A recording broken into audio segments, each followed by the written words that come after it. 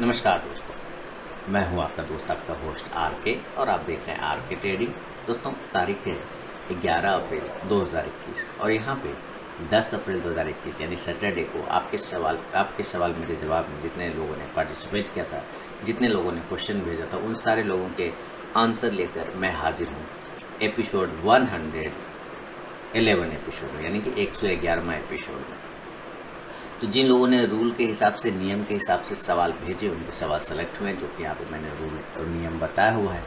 जिन लोगों ने मेरे मोबाइल एप्लीकेशन के थ्रू भेजा है, उनका बहुत बहुत धन्यवाद करना चाहूँगा। कुछ लोगों ने व्हाट्सएप पे भी भेजा है।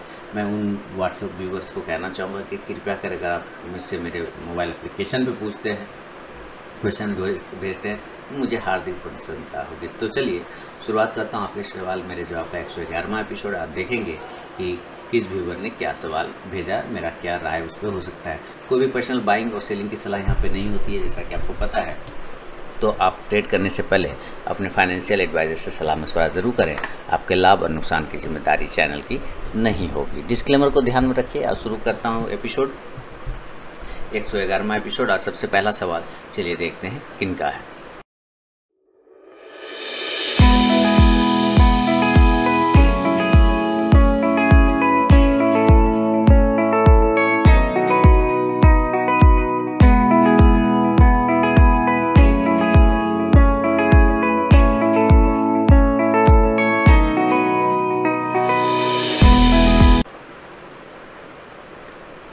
सबसे पहला सवाल संबित कुमार जैना साहब ने भद्रक उड़ीसा से पूछा है कि सर, ये इंटरिम डिविडेंड और फाइनल डिविडेंड क्या होता है, इसके बारे में बताइए। डिविडेंड, आपको डिविडेंड समझना है सबसे पहले कि डिविडेंड क्या है। डिविडेंड होता है, दो पार्ट है इसमें, डिवाइड इन, यानी कि दोनों जोड़ते हैं तो डिविडेंड मिलता है। यानी कि कंपनी का जो भी नफ़ा नुकसान होता है, नुकसान में तो नहीं, नफ़ा में जब प्रॉफिट होता है तो उसमें से कंपनी अपने पास पहले हिस्से रख लेती है उस प्रॉफिट में से, उसके बाद फिर आपको देती है। तो वो जो प्रॉफिट में से हिस्सा देती है वो डिविडेंड कहा जाता है। इंटरिम डिविडेंड भी होता है, फाइनल डिविडेंड भी होता है। एक होता है कि इंटरिम डिविडेंड, उसको कहा जाता है कि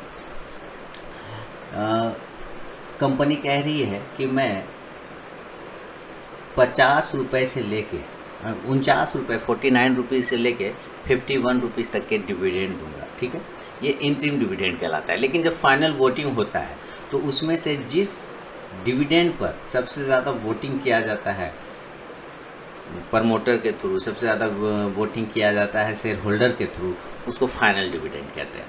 आपको एक मेल आता होगा, एक मैसेज आता होगा सर कि कंपनी ने डिविडेंड देने का घोषणा किया है और ये प्राइस तय किया है, कृपया आप अपना वोट करें। ठीक है, इस तरह के आपको मैसेज आते होंगे अगर आपने किसी का शेयर होल्डिंग ले रखा है तो वहाँ पे कुछ प्राइस, 2-3 प्राइस आपको बताया जाता है कि ये 2-3 प्राइस कंपनी ने डिसाइड किया हुआ है।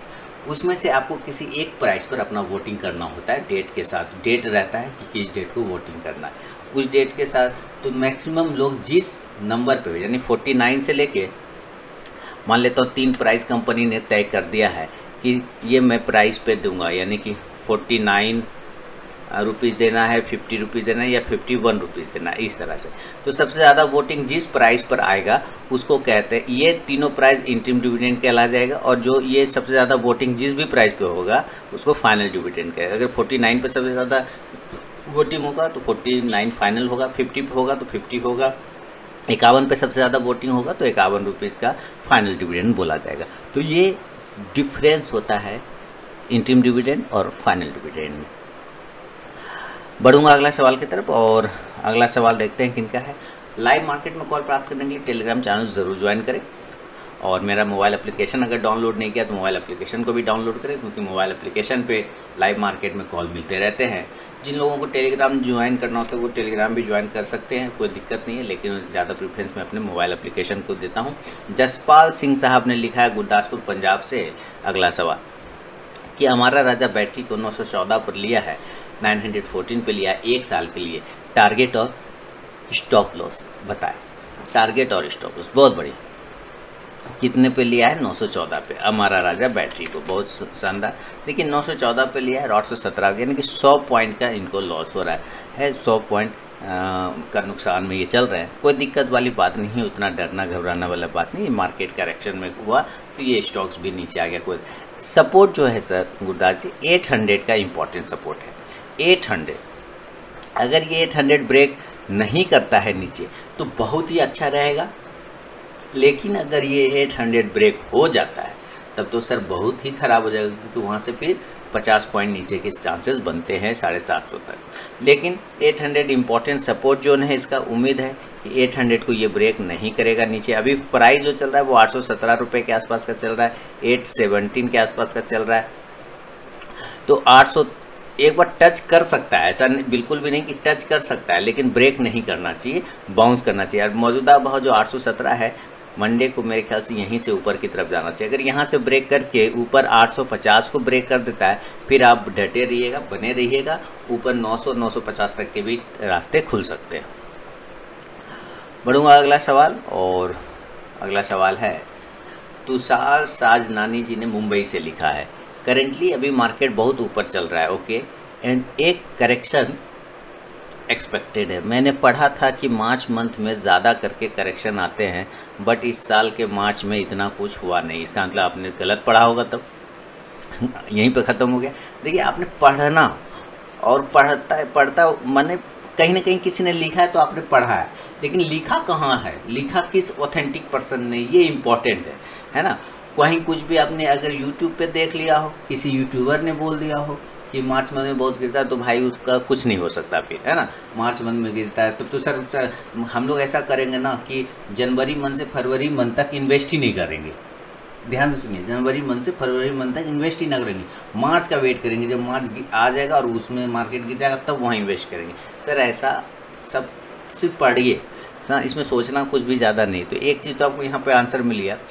तो अभी नहीं हुआ, इसलिए एक बड़ा करेक्शन किस महीने क्वार्टर में एक्सपेक्टेड करना चाहिए, क्यों करना है। अभी जो मार्केट 15,000 से ऊपर टच करके सर नीचे आया और 14,200 के लेवल लगाई, ये करेक्शन नहीं था। आंसर सोचिए जरा तुषार जी, ऊपर मार्केट 15,000 के लेवल को टच किया निफ्टी ने, और नीचे 14,200 आया, है ना। ये है 15,000 का लेवल, 15,300 का लेवल, और नीचे ये 14,300 का लेवल टच किया, 250 का। तो ये करेक्शन है ना सर, ये क्या है, ये करेक्शन है। 15,300 से 14,300 आ गया, 1000 पॉइंट के करेक्शन उसने आपको करके दिखाया। अभी भी आप चाह रहे कि वो और नीचे आ जाए, तो चलिए आ सकता है, कोई बड़ी बात नहीं, मार्केट है ना, कुछ भी हो सकता है। लेकिन ये करेक्शन ऑलरेडी वो करेक्शन ही चल रहा है ना, वो करेक्शन ही चल रहा है। मार्केट इस वक्त करेक्टिव मोड में ही है, जो इतनी तेज़ी रैली आई ना उसका करेक्शन किया जा रहा है। अच्छा, एक चीज़ तो आपको ये हो गया, तो किस क्वार्टर और किस मंथ में आएगा वो भूल जाइए, ये करेक्शन ही चल रहा है। दूसरी बात, अब वही कि किस क्वार्टर और किस महीने में करना चाहिए एक्सपेक्ट, तो याद रखिए अगर ऐसा रहे तो सारे पैसे हम लोग रखेंगे उसी क्वार्टर उसी मंथ के लिए। ऐसा नहीं होता है सर कि कोई फिक्स टाइम पीरियड इसका आता नहीं है करेक्शन। जैसे कि मार्च में पिछले साल कोरोना आ गया था, क्या फिक्स टाइम था कि आ जाएगा तो हम ये करेंगे, नहीं ना।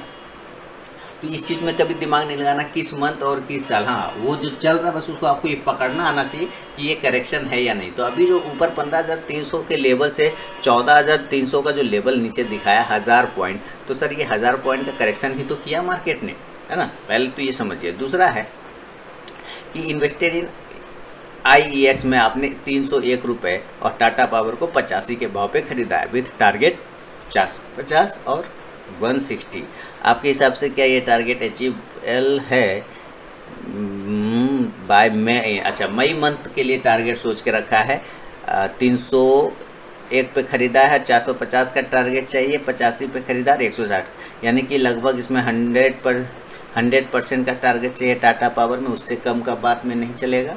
और 301 की जगह 450 का टारगेट चाहिए। चलिए, बहुत सुंदर टारगेट सोचा है तो अच्छी बात है। सर बहुत खुशी होगी अगर आप EV इलेक्ट्रिकल व्हीकल्स पे वीडियो बनाओ, जो अभी तक बूमिंग सेक्टर हो सकता है नेक्स्ट 5 से 10 साल। तो सर अगर आपको लगता है इलेक्ट्रिक व्हीकल काफ़ी ज़्यादा ये है आने वाले समय में, तो जितने व्हीकल अगर इलेक्ट्रिकल व्हीकल बनाएगा तो मोटर कंपनी ही बनाएगा ना। तो ऐसे मोटर कंपनियों को ढूंढिए, ऐसे मोटर स्टॉक्स को ढूंढिए जिसमें अभी रैली नहीं आई है। ध्यान से सुनिए, जिसमें अभी रैली नहीं आया आप उसको पकड़ के चलिए, या रैली आई भी है तो उस हिसाब से नहीं आई जैसा कि बाकी स्टॉक्स में आया, तो उस पर नज़र पड़िए। साथ ही ये भी सोच के रखिए कि जो इलेक्ट्रिकल व्हीकल होते हैं उसमें कौन कौन से चीज़ इंपॉर्टेंट होते हैं, वो जो चीज़ इंपॉर्टेंट है उसको चलाने के लिए, तो वो बनाता कौन कंपनी है, उस पर नज़र लगाइए। तो ये सब चीज़ें मेरा स्टडी चल रहा है और लगभग कंप्लीट भी है, बहुत जल्द वीडियो बन जाएगा। बात करेंगे IEX पर और टाटा पावर पे। IEX का चार्ट हम लोग देखें पहले और टाटा पावर। चलिए सबसे पहले टाटा पावर देखेंगे। ये देखिए टाटा पावर है 100 रुपीज़ का। ये ऊपर के सारे लेवल जितने आपने सोच रखे हैं सब दे सकता है, कंडीशन एक ही है, 120 रुपये को ब्रेक करना पड़ेगा तो सारे लेवल दिखा सकता है। कंडीशन एक ही है, 120 रुपये को जब तक ये ब्रेक नहीं करेगा ये बिल्कुल नहीं जाएगा। इसलिए अगर आपने 85 पे लिया और अभी 110 के आसपास का प्राइस चल रहा है तो अपना स्टॉप लॉस को पीछे पीछे लेते आइए, स्टॉप लॉस के साथ पीछे पीछे चलते रहिए। आपको 104 रुपये यानी कि लगभग 20 पॉइंट आपको आराम से यहाँ पे मिल रहा है। स्टॉप लॉस उठा के ले आइए अपने बाइंग प्राइस पे, जिस प्राइस पे आपने ख़रीदा है ना उसी प्राइस के आसपास में स्टॉप लॉस रखें। एक बार 110 से 120 ब्रेक करेगा, देन 160 180 तक की भी टारगेट आपको टाटा पावर दिखा सकता है। गर्मी का सीज़न है, दिखा भी सकता है, अच्छी बात है, क्योंकि गर्मी में इलेक्ट्रिसिटी की खपत ज़्यादा होती है। एक स्टॉक है IEX, उसकी बात कर लेते हैं। और IEX का स्टॉक्स के लिए मुझे अपने फायर्स अकाउंट को ओपन करना होगा और IEX लगाया। चलिए इंडियन एनर्जी एक्सचेंज, आपने दोनों एक ही सेक्टर से चुन के रखा है, कोई दिक्कत नहीं। आपने लिया है 301 रुपये पे और 450 के टारगेट के लिए। फ़िलहाल तो इसको थोड़ा सा तकलीफ़ का सामना करना पड़ रहा है, क्योंकि जिस लेवल पर ये है वहाँ से तो थोड़ा सा गड़बड़ दिखा रहा है। 300 इम्पॉर्टेंट सपोर्ट है इसका। 300 को अगर ये ब्रेक कर जाता है नीचे तब तो सर इसको बहुत तकलीफ़ होने वाला है, फिर तो ये डायरेक्ट 275 गिर जाएगा। अगर ये बाउंस होना है तो 320 को ऊपर ब्रेक करना पड़ेगा इसको। 320 को ब्रेक करने के बाद 340 से 360 तक के टारगेट अपसाइड में आ सकते हैं। तो स्टॉप लॉस जो फिलहाल लगेगा ना वो 300 का लगेगा, थोड़ा खतरनाक जगह पे दिख रहा है।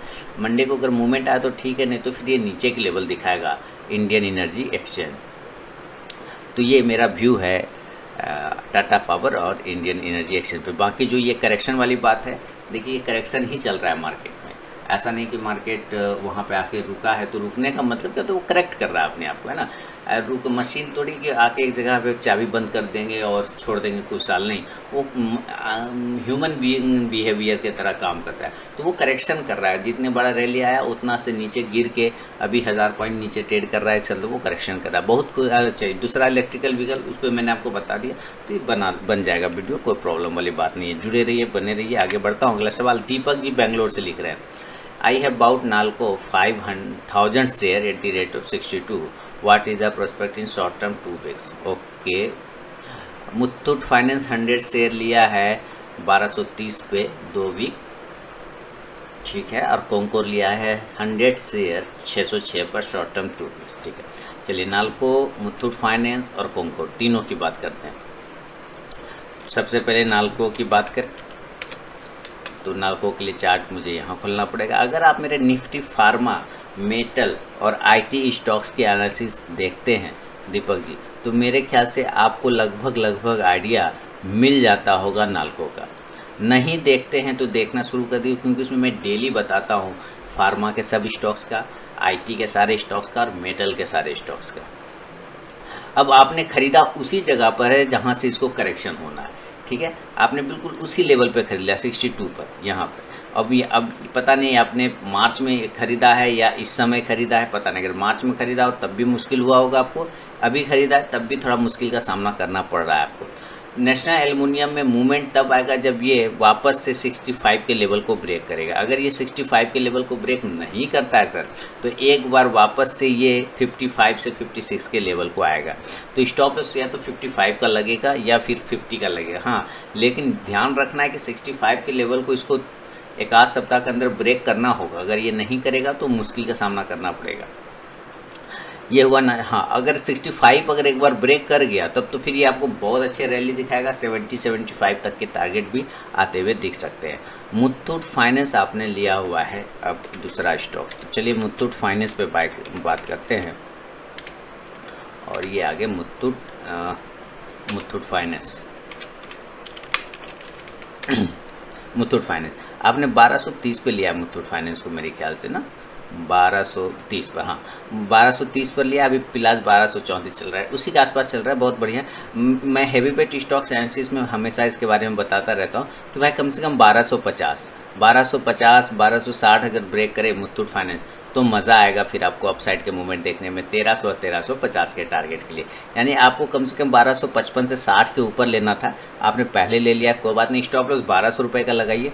1265 को अगर ये ब्रेक करता है तो आप 1300-1350 के टारगेट का वेट कर सकते हैं मुथूट फाइनेंस में।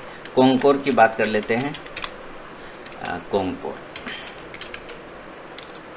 चलिए कॉन्कोर आपने 601 पे लिया है ना, 606 रुपये पे लिया है कॉन्कोर को।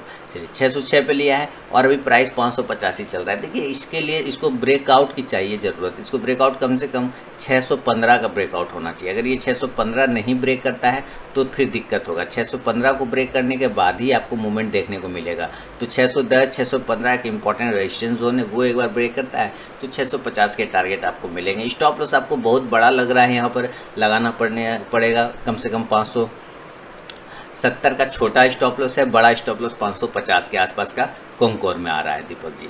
तो अपना स्टॉप लॉस के साथ बने रहिए और अगर वो लेवल ब्रेक होता है तो वेट करेंगे, अगर स्टॉप लॉस कटेगा तो फिर आपको अपना वहाँ से एक बार निकलने की कोशिश करना चाहिए। अशोक सालुंके जी ने पुणे महाराष्ट्र से अगला सवाल भेजा है कि मेरे पास कोफोर्ज के 16 शेयर है। ओके, बाइंग प्राइस 3070 है शॉर्ट टर्म ट्रेडिंग के लिए, टारगेट नेशनल के अंदर short term call target done हो चुके हैं कोफोर्ज के। 3040 पे मैंने दूसरा कॉल दिया था, पहला कॉल तो मैंने 2500 पे दिया। कॉल तो कोफोर्ज में बहुत सारे दिए, लेकिन एक महीने के अंदर 2 बार कॉल दिए कोफोर्ज के। 2500 के ऊपर बाइंग दिया था 3000 के टारगेट के लिए, और 3040 के ऊपर टारगेट दिया था 3100, 3150 और 3200 के लिए। तो वो सारे टारगेट ने कोफोर्ज ने डन कर दिए, देखिए है ना। कोफोर्ज ने क्या किया, वो सारे टारगेट डन कर दिए। ऊपर की साइड में 3180 तक का इसने हाई लगा दिया। वेट करिएगा, अभी आईटी सेक्टर में बूमिंग है, चल रहा है, ठीक है। 3050 का स्टॉप लॉस लगाइए, 3250 से लेकर 3300 के टारगेट का वेट कर सकते हैं। इसमें कोफोर्ज में 3070 पे आपने लिया, 3160, 100 पॉइंट के रैली है, इंजॉय करिए उस रैली को। और टारगेट 3250 से 3300 का वेट कर सकते हैं, स्टॉप लॉस 3050 का लगा के। अपना बाइंग प्राइस पे भी ला सकते हैं अशोक जी, कोई दिक्कत वाली बात यहाँ पे नहीं है। बाइंग प्राइस पे भी स्टॉप लॉस को रख सकते हैं। मैं अपने नए व्यूअर को बता दूं कि लाइव मार्केट में कॉल प्राप्त करने के लिए मोबाइल एप्लीकेशन आरके ट्रेडिंग को ज़रूर डाउनलोड करें गूगल प्ले से, और अपने मोबाइल नंबर से रजिस्ट्रेशन लेने के बाद उसमें स्टूडेंट ऑप्शन सेलेक्ट करिए। उसके बाद आप एलिजिबल हो जाएंगे लाइव मार्केट में कॉल प्राप्त करने के लिए। जो लोग टेलीग्राम चैनल पर प्राप्त करना चाहते हैं, टेलीग्राम चैनल को ज्वाइन कर लें, वीडियो के डिस्क्रिप्शन में लिंक मिलेगा। पर अगर आप मोबाइल एप्लीकेशन को डाउनलोड करते हैं तो काफ़ी खुशी होगी। आगे बढ़ूँगा, अगला सवाल धनप्रीत सिंह साहब चंडीगढ़ से लिख रहे हैं, what is open interest and it is used in trading. Secondly, what is the McGinley dynamic indicator and how it used in intraday possible. देखिए इंडिकेटर तो इंडिकेटर ही इंडिकेट करता है, ये एक तरह का ईएमए समझ लीजिए। मैकगिनले क्या है, एक तरह का ईएमए है। लेकिन आपको पता है मैं ज़्यादा इंडिकेटर यूज़ करता नहीं, और इंडिकेटर से मैं लगभग दूर ही रहता हूँ, क्योंकि वो तभी वर्क करते हैं जब मार्केट ट्रेंड में होता है ना, चाहे अप साइड का हो चाहे डाउन साइड का हो। अगर बीच वाला मार्केट रहा जैसा कि अभी है तो वो आपको हमेशा फॉल सिग्नल देने की कोशिश करेगा और आपको वहाँ पे लॉस का सामना करना होगा। बात रही वीडियो बनाने की मैकगिनले पे, तो कोशिश ज़रूर करूँगा। और what is open interest, open मतलब खुला, इंटरेस्ट मतलब रुचि, यानी कि खुला रुचि है। कहने का मतलब है कि लोगों ने वहाँ पे जो स्ट्राइक प्राइस आते हैं कॉल और पुट में या इंडेक्स में, तो वहाँ पे किस प्राइस पर लोगों का इंटरेस्ट सबसे ज़्यादा है, ठीक है।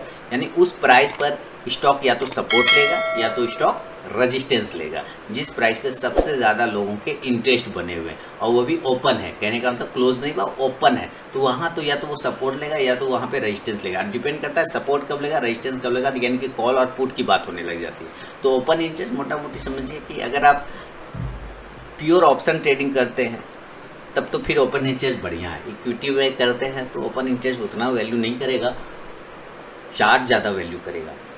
हाँ, अगर ऑप्शन में करते हैं तो ओपन इंटरेस्ट थोड़ा वैल्यू करता है, लेकिन मेरे काम सारे चार्ट पे होते हैं, मैं चार्ट के हिसाब से करता हूँ। तो ओपन इंटरेस्ट का मतलब यही है, मोटा मोटी एक आइडिया देने की बात करें कि जिस जगह पे सबसे ज़्यादा लोगों का इंटरेस्ट हो, चाहे वो नीचे के भाव पे चाहे ऊपर के भाव पे, अगर ऊपर के भाव पे बना हुआ है तो यहाँ पे रेजिस्टेंस लेगा, अगर नीचे के भाव पे सबसे ज़्यादा इंटरेस्ट बना है तो वहाँ पे सपोर्ट लेगा।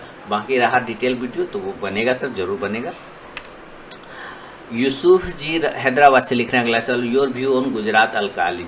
सर अगर आप प्राइस लिखेंगे ना यूसुफ जी, जैसे बाकी लोगों ने अपने प्राइस लिखे, देखिए आपको मैं दिखाता हूँ, जैसे इन लोगों ने, अशोक जी ने प्राइस लिखा है कि इतना पे लिया है, और दीपक जी ने प्राइस लिखा है ना, जितने लोगों ने प्राइस के साथ भेजा है, अगर वो आप भेजें तो ज़्यादा अच्छा है। अगर आप व्यू की बात करें तो व्यू अगर आपने 10 रुपये पे खरीद लिया, व्यू बहुत बढ़िया होगा। करेंट भाव पे लिया तो फिर व्यू बदल जाएगा, ऊपर के भाव पे लिया तो व्यू चेंज हो जाता है। कहने का मतलब है प्राइस पे डिपेंड होता है कि जिस प्राइस पे आपने लिया है वो गलत है या सही है, ठीक है। बात है कि एक तरह का केमिकल है, तो केमिकल अभी कोरोना की वजह से केमिकल, मेटल, ये सारे में बूम है। तो आप अगर अल्कालिस को किसी नीचे के भाव पे लिया हुआ है आपने, तब तो ठीक है सर। अगर ऊपर के भाव से तो मैं बिल्कुल भी सलाह नहीं देता हूँ। इसलिए प्राइस के साथ अगर लेकिन सिर्फ व्यू करेंगे तो मैं बोलूँगा एक अच्छी कंपनी है, केमिकल सेक्टर का लीडिंग कंपनी है, केमिकल बनाती है और इसके केमिकल बहुत बिकते हैं, इसका ये वो ऐसे ही बात होने लग जाएगी। लेकिन प्राइस अगर आप लिखेंगे तो ज़्यादा बेहतर होगा। तो देखिए वो जो बूमिंग आया है उसका वजह से ये जो है कैंडल आप गुजरात अल्कालिस पे बनते हुए देख रहे हैं। इसका नेक्स्ट टारगेट 455, ये जो कैंडल है कितने तारीख का, 9 तारीख का, 9 तारीख का कैंडल इसने बनाया नहीं, खैर कोई दिक्कत नहीं। 8 तारीख का ना, 8 तारीख का, हाँ, ये 9 अप्रैल का है, 9-10 ठीक तो है। तो ये जो कैंडल है 9 अप्रैल का, यानी कि फ्राइडे वाली कैंडल है, ज़बरदस्त आया मूवमेंट। लेकिन इसके प्राइस थोड़ा सा कंफ्यूज कर रहे हैं। यहाँ पे प्राइस देखिए चल रहा है 412 रुपये 90 पैसा, लेकिन ये बता रहा है 455 रुपये के आसपास का। तो यहाँ पे थोड़ा सा प्राइस में कन्फ्यूजन, मुझे लगता है यही कैंडल सही है।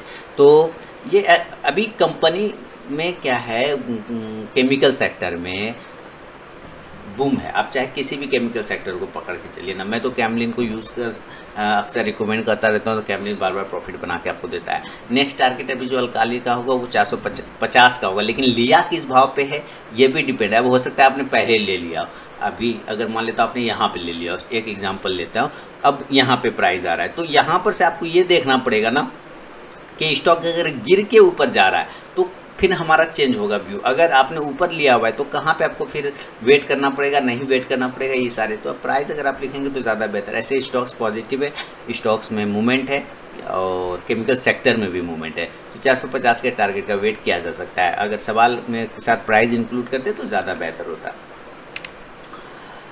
अमित कुमार जी न्यू दिल्ली से लिख रहे हैं कि सालजार टेक को बाय किया है 149 में, शॉर्ट टर्म किया है। देखिए इन्होंने प्राइस लिखा ना तो ज़्यादा इजी है, सालजार टेक को बाय कर लिया है। ओके, सालजार टेक की बात करें, चलिए सालजार टेक पे आते हैं हम लोग। और इसका सालजैर होता है कि सालजर होता है, यहाँ इलेक्ट्रॉनिक, सालजार इलेक्ट्रिक, सालजार इलेक्ट्रिक यही स्टॉक है ना सर आपका, कहीं गलत तो मैं नहीं देख रहा। सालजार इलेक्ट्रिक, हाँ सालजार इलेक्ट्रिक है। अच्छा, ये किस तारीख का कैंडल है, ये है 9 अप्रैल का कैंडल। और इसने कैंडल में कुछ खराबी तो नहीं है, एक मिनट जी, ये आ गया सालजार इलेक्ट्रॉनिक का। अभी आपने सालजार इलेक्ट्रॉनिक का लिया 149 पर और 128 के आसपास में वो चल रहा है। स्टॉप लॉस सर आपको लगा के चलना पड़ेगा 120 रुपये का। 120 का स्टॉप लॉस लगाइए, वेट करिए, 135 को ब्रेक करेगा तो टारगेट 145 से 150 तक के भी फिर आगे बनाएगा। लेकिन इस कंडीशन में स्टॉप लॉस तो आपको लगा के चलना होगा सर। 120 का लगाइए, 115 का लगाइए। इंपॉर्टेंट सपोर्ट है नीचे की तरफ में, और अगर सपोर्ट को ब्रेक करेगा तो फिर ये नीचे के लेवल आपको 100 तक के भी दिखाने की क्षमता रखता है। आगे बढ़ूंगा। और मिसेस शैला जी ने बेंगलोर से लिखा है कि good morning sir, I have sold USD/INR April future at 74.15, please suggest to hold और एग्जिट। करेंसी को सेल कर दिया ये सोच के, हालांकि आपने लिखा नहीं है, लेकिन मैं बता दूं करेंसी को आपने ये सोच के सेल कर दिया है कि बहुत ऊपर आ गया, नहीं 75 के लेवल को ब्रेक करेगा तो कोई दिक्कत नहीं है। अगर आपने थोड़े करेक्शन के लिए उसको सेल किया तो कोई डर वाली बात नहीं है, क्योंकि अब करेंसी अगर आपने 74.15 पे आपने सेल किया है तो एक बात तो गारंटी है कि आपको यहाँ पे लॉस है, क्योंकि करेंसी 75 के लेवल को टच कर गया। क्यों 75 के लेवल को टच कर गया ना, तो आपको यहाँ पे लॉस का सामना करना पड़ा है। हम लोग ये देखने और समझने की कोशिश करेंगे कि करेंसी में अभी हो क्या सकता है आगे आने वाले समय में। USD INR में ट्रेड करता हूँ। USD INR में आपको पता भी है, इसमें तो नहीं दिखेगा, अब मैं यहाँ पे देखना पड़ेगा USD INR।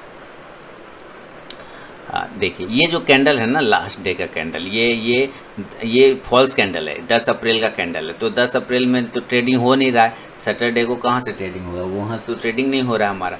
तो क्या मतलब है, दिक्कत वाली तो बात ये है कि ये फॉल्स कैंडल है, मॉक ट्रेडिंग सेशन है। अभी करेंसी चल रहा है 74.83 के आसपास की इसकी प्राइस आ रहा है, फ्राइडे वाला वही है ना, हाँ बिल्कुल वही है। 8 अप्रैल, अच्छा 9 अप्रैल का तो कैंडल ही नहीं है, 9 अप्रैल का मैम मेरे पास कैंडल नहीं है यहाँ पे, है ना। 8 अप्रैल है, 9 अप्रैल नहीं है, और ये 10 अप्रैल है, 10 अप्रैल सैटरडे। लेकिन फिर मैं बता देता हूँ, देखिए अगर इसको आना है तो बिल्कुल आपने सही जगह पे सेल, तो सही जगह पे किया है। 75 के आसपास का आपने सेलिंग लिया है और 74.90 के आसपास का आपने सेलिंग किया हुआ है। तो सेलिंग तो लगभग आपने सही किया है, सोच के कि 74.15 पास की ऊपर चला गया, वहाँ से करेक्ट आएगा। लेकिन कितना करेक्ट आएगा ये इंपॉर्टेंट है।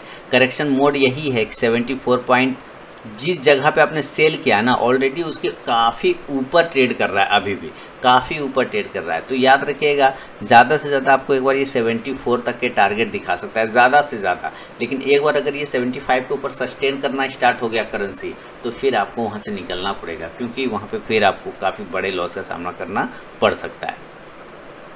अभी अमेरिका में हलचल चल रहा है, इसकी वजह से।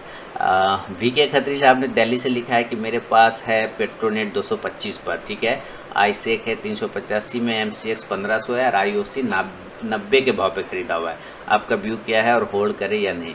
पेट्रोनेट LNG को खरीदा हुआ है 225 के भाव पे। तो चलिए पेट्रोनेट LNG, देखिए ये सीरीज़ मेरे 111वां सीरीज़ है, 111 सीरीज़, और ये पिछले 2 सालों से कंटिन्यू चलता चला जा रहा है। काफ़ी लोगों को फ़ायदा होता है मेरे आपके सवाल जवाब से।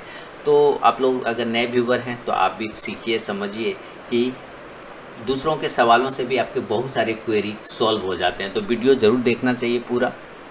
पेट्रोनेट LNG को 225 पे लिया है, होल्ड करिए। 220 का स्टॉप लॉस लगाइए, टारगेट ऊपर 235 से 40 अगर ब्रेक करें 250 से 60 तक का नेक्स्ट टारगेट पेट्रोनेट LNG में आपको बन सकता है। तो आप ये होल्ड रखिए, 225 पे लिया, 220 का स्टॉप लॉस लगा के होल्ड कर सकते हैं। अगला है आईसेक 385 पे लिया है, और MCX 1500 पे लिया है। आईसेक की बात करेंगे हम लोग। चलिए आईसेक यानी कि ICICI सिक्योरिटीज़ को आपने लिया हुआ है, बहुत बढ़िया। अभी देखिए जिस जगह पे है, अभी तो डीमेट अकाउंट इतने खुले कि मतलब अनलिमिटेड। तो 385 के भाव पे लिया, 391 चल रहा है। सर एक छोटा सा स्टॉप लॉस लगाइए आप, 375 70 का लगा लीजिए। एक बार ये 70 का लगा के वेट करिए। ऊपर के लेवल में अगर ये ब्रेक करता है 395 400 को, तो फिर 425 से 450 तक के भी टारगेट बन सकता है। तो सही जगह पे, इससे ख़राब नहीं है, स्टॉक्स में ख़राबी नहीं है। 370 का स्टॉप लॉस लगा के वेट कर सकते हैं आप। आगे बढ़ूँगा, और MCX 1500 शेयर को लिया है, MCX 1500 के भाव पे लिया, और IOC 90 के भाव पे लिया है। तो MCX और IOC की बात करें तो चलिए MCX क्या चल रहा है। MCX में 1500 के भाव पे आपने लिया है, होल्ड करिए। अच्छा जगह पे लिया है, ख़राब बिल्कुल भी नहीं, बहुत ही सही जगह पे इसमें आपने इसको पकड़ा। बस अब आपको इसको होल्ड करना आना चाहिए, होल्ड करके बैठिए, है ना। ज़्यादा कुछ करना नहीं, एक छोटा सा स्टॉप लॉस लगा के चलिए 1450 के आसपास का। ऊपर अगर ये 1550-75 को ब्रेक करता है, 1600-1620 के टारगेट आपको बन जाएगा MCX में। IOC आपने लिया है 90 के भाव पे, हाँ बिल्कुल। तो नज़र रखिए, स्टॉप लॉस भी 90 का ही लगेगा, 90 रुपीज़ का ही स्टॉप लॉस लगाइए, उससे ज़रा भी नहीं, यानी कि कॉस्ट टू कॉस्ट लगा के रखिए। एक बार अगर ये ऊपर ब्रेक करता है 93 94 को, तो 97 से लेके 100 तक के टारगेट IOC आपको दिखाएगा। फीडबैक देना बिल्कुल ना भूलें वीडियो के कमेंट सेक्शन में। और आगे बढ़ूँगा, केशव सेन साहब ने कोलकाता से लिखा है कि सुना है कि for success in stock market, सुना है कि for success in stock market trend is the friend. बिल्कुल सही सुना है सर, लेकिन ट्रेंड तो कभी फ्रेंड बनता नहीं है, ओके, खाली उल्टा चलता है, okay. Please advise how to follow the trend for a longer period. देखिए आप एक्चुअली ना, ट्रेंड उल्टा नहीं चल रहा है सर, आप ट्रेंड के उल्टा चल रहे हैं। केशव जी ध्यान से सुनिएगा वर्ड को, है ना, और इसको दिल पे मत लीजिएगा, ईगो मत लीजिएगा इसमें। ट्रेंड उल्टा कभी नहीं चलता सर, ट्रेंड बेचारा अपना ठीक चलता है, अगर उसको ऊपर चलना है तो ऊपर ही चलता है, नीचे चलता है तो नहीं। आप ट्रेंड के उल्टा चल रहे हैं। देखिए कैसे, मैं बता रहा हूँ। यहाँ पे कभी कभी लोगों को लगता है कि ये स्टॉक इतना ऊपर जा रहा है ना, तो इसको सेल मार दो, इसको सेल मार दो। क्यों? क्योंकि बहुत ऊपर चला गया, नीचे आ जाएगा, नीचे आ जाएगा तो आप सेल भी करते हैं, लेकिन पता चलता है स्टॉक और ऊपर चला गया।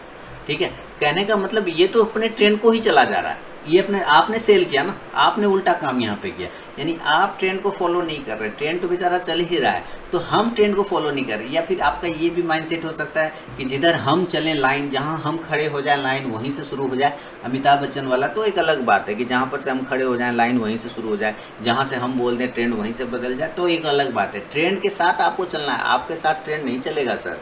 कभी भी ट्रेंड को गलती मत दीजिए, यानी आप मार्केट को दोष दे रहे हैं, इसका मतलब है कहीं ना कहीं आप मार्केट को दोष दे रहे हैं, मार्केट के ऊपर गलती फेंक रहे हैं। कह रहे मार्केट, मैं तो दाएं जा रहा हूँ, तुम बाएं क्यों जा रहे हो, तुम भी दाएं आ जाओ। नहीं, मार्केट को मत दोष दीजिए और मार्केट को आदेश भी मत दे सकते हैं।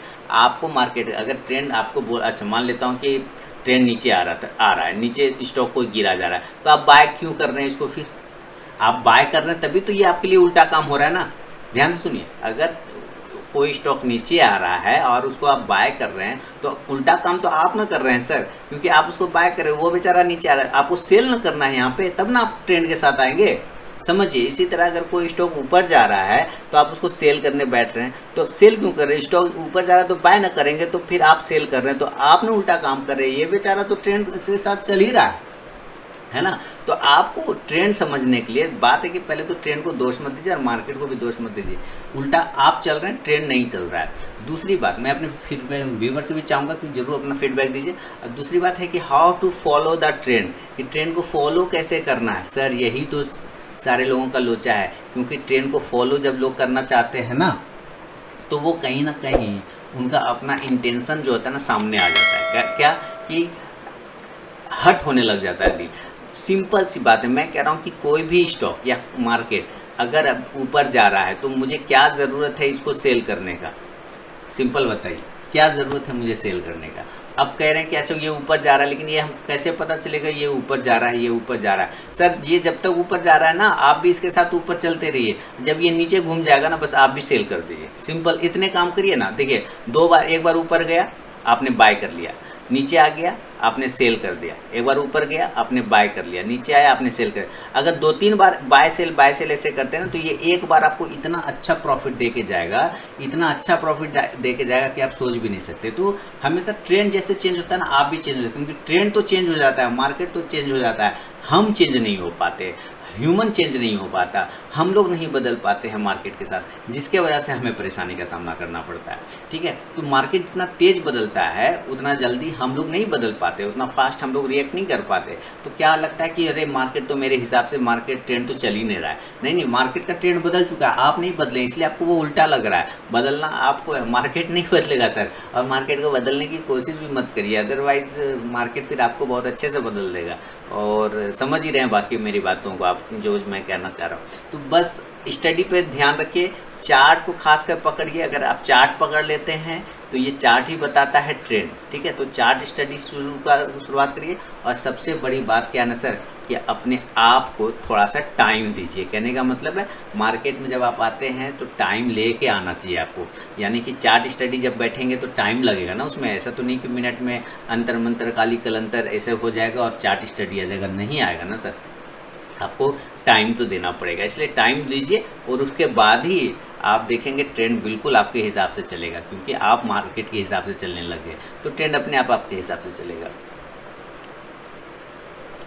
तो उम्मीद करता हूँ कि आप फीडबैक देंगे और मैं अपने व्यूअर्स से भी चाहूँगा कि ज़रूर इनके सवालों पे इनका भी मार्गदर्शन आप लोग भी करें। अगर सलाह दे सकते हैं तो फीडबैक में कमेंट सेक्शन में ज़रूर दें। आगे बढ़ूँगा अगला सवाल, और अगला सवाल है और ये अंतिम सवाल होगा कि मैंने पवन चौधरी जी ने गुवाहाटी आसाम से लिखा है। पवन चौधरी साहब ने गुवाहाटी, सर नाम को थोड़ा सा अगर नीचे लिखेंगे तो ज़्यादा बेहतर होगा। पवन चौधरी जी ने गुवाहाटी आसाम से लिखा है कि hello sir, I have about 10 shares of doctor Reddy 4151 रुपये पे ख़रीदा है डॉक्टर रेड्डी को, और 100 शेयर ख़रीदा है मदरसन सुमी को 380 के भाव पे। फिर मदरसन सुमी को उन्होंने करेक्शन किया कि नहीं मदरसन सुमी नहीं है सर, ये मैरिको है। ओके, इंडिगो के 25 शेयर को ख़रीदा है 1528 पे। My view was for short term swing but looking at the present scenario of market should I book profit और hold for further targets.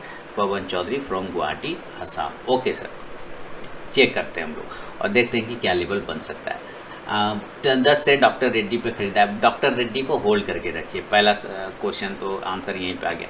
Nifty pharma IT analysis अगर आप देखते हैं तो उसमें मैंने डॉक्टर रेड्डी के बारे में बताया कि डॉक्टर रेड्डी होल्ड करके रखिए, और मैंने 10 दिन पहले बता दिया था कि फार्मा में एक बड़ा ब्रेकआउट आने वाला है। फार्मा में एक बड़ा ब्रेकआउट है क्योंकि उसके चार्ट देख के लग रहा है सारे स्टॉक्स के कि वो एक बड़ा ब्रेकआउट देगा। और ये बात मैंने बोला था या नहीं बोला था, आप सारे व्यूवर से रिक्वेस्ट की कमेंट सेक्शन में बताइए। मैंने 10 दिन पहले ही बोल दिया था कि फार्मा में बड़ा ब्रेकआउट आने वाला है, और देखिए फार्मा में कितना बड़ा ब्रेकआउट है। तो आपको यहाँ पर एक बार के जो है सर पवन जी, आपको आप अपने 4100 समथिंग पे लिया हुआ है, आप एक बार स्टॉप लॉस को 4600 के आसपास में ले आइए। स्टॉप लॉस 4600 के आसपास में लाइए और होल्ड रखिए डॉक्टर रेड्डी को। और दूसरा है आपके पास मैरिको, और वो आपने 380 पे लिया है, तो कोई दिक्कत नहीं है। मैरिको 380 के भाव पे लेके रखे है अपने, कोई दिक्कत वाली बात नहीं। स्टॉप लॉस को मेंटेन लाइए, स्टॉप लॉस को टेल करिए 410 के आसपास में। और उसके बाद एक शेयर आपने और लिया हुआ है और वो है इंडिगो। हाँ, इंडिगो में थोड़ा सा सामना करना पड़ सकता है परेशानी का। 1528 के भाव पे आपने हालांकि लिया हुआ है, 1630 चला, तो होल्ड रखिए। अगर इंडिगो अप साइड में अगर ब्रेक करता है 1650 को, देन 1750 तक के भी टारगेट बन सकते हैं। तो आपने अच्छा जगह पकड़ा है स्टॉक्स को, इसको कहते हैं गुड वर्क, बढ़िया काम किया आपने। और इन्जॉय करिए, अभी प्रॉफिट बुक नहीं करिए, स्टॉप लॉस को ट्रेल करिए। और अगर बुक करना है तो कम से कम 50% क्वांटिटी को बुक करिए, पूरी क्वांटिटी मत बुक करिएगा, 50% क्वांटिटी प्रॉफिट बुक कर सकते हैं आप, बाकी का स्टॉप लॉस ट्रेल करके चल सकते हैं। तो ये है दोस्तों सवालों का सिलसिला। आपके सवाल मेरे जवाब का 111वां एपिसोड आज समाप्त हुआ। अब 112वां एपिसोड लेकर नेक्स्ट सैटरडे को हाजिर रहूँगा। जब आप सैटरडे को सवाल भेजेंगे तो फिर मैं संडे को जवाब दूंगा। जितने लोगों के भी सवाल सेलेक्ट हुए उन लोगों का बहुत बहुत आभार, बधाई। अपना फीडबैक ज़रूर दें, और जिनके सवाल सेलेक्ट नहीं हुए उन्होंने ज़रूर अपना फॉर्मेट सही से नहीं लिखा होगा। और दूसरी बात नए व्यूवर्स है कि दूसरों के सवालों से भी अगर आपको कुछ सीखने और समझने को मिलता है तो कमेंट सेक्शन में मुझे ज़रूर बताएं। तो चलिए, फीडबैक का इंतजार रहेगा। और लाइव मार्केट में कॉल प्राप्त करने के मोबाइल एप्लीकेशन को ज़रूर डाउनलोड कीजिए, RK trading mobile application Google play से। मिलता हूँ दोस्तों अब नेक्स्ट वीडियो में, तब तक के लिए बहुत बहुत धन्यवाद।